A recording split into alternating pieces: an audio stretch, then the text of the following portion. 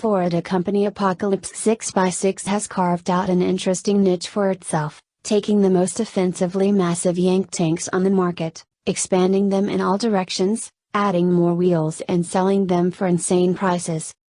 Witness its latest creation, the Juggernaut, which takes a 1-ton Ram truck as its base.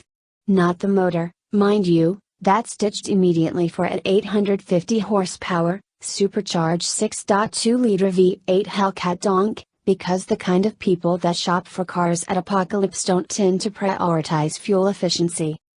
Apocalypse builds its own 6x6 drive systems, and while some of its models allow you to switch off the front wheels, the Juggernaut here is all wheels, all the time.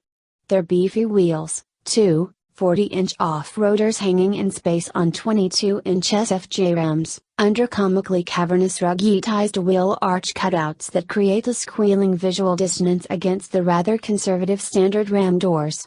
It's like a two-way automotive mullet, business in the middle, party at the front and the back. It doesn't matter. This truck isn't supposed to look good. It's supposed to look scary and intimidating and slightly loco, reinforcing the driver's sense of alpha melodom and calling down buckets of liberal tears at a rate only coal-rolling country boys can match. This is bad boy cosplay on wheels, black on black, with a great big awkward steel grumper, that's a grille and bumper all in one, you see, but it reminds us here of a face that's already been punched one time too many. Not to mention the rear bumper, a stack of sandwiched metal plates that are probably designed to look tough and industrial.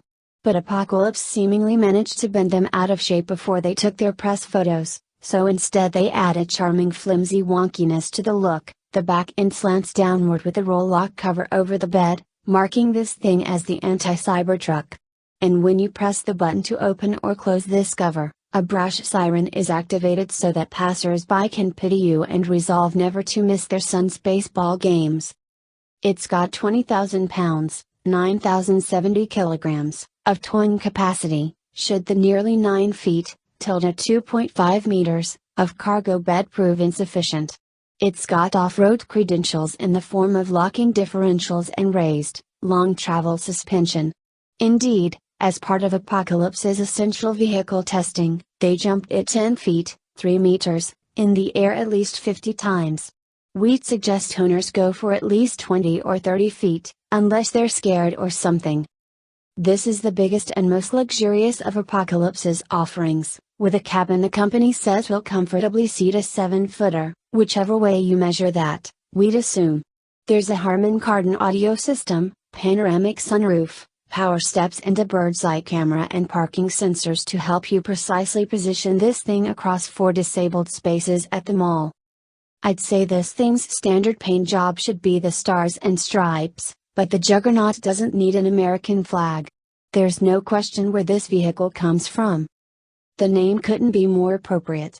Its very existence in a world that understands climate change drives home the fact that we're all riding an apocalypse juggernaut whether we like it or not, a massive, creeping force of destruction and annihilation, carrying a colossal amount of momentum that makes it near impossible to stop.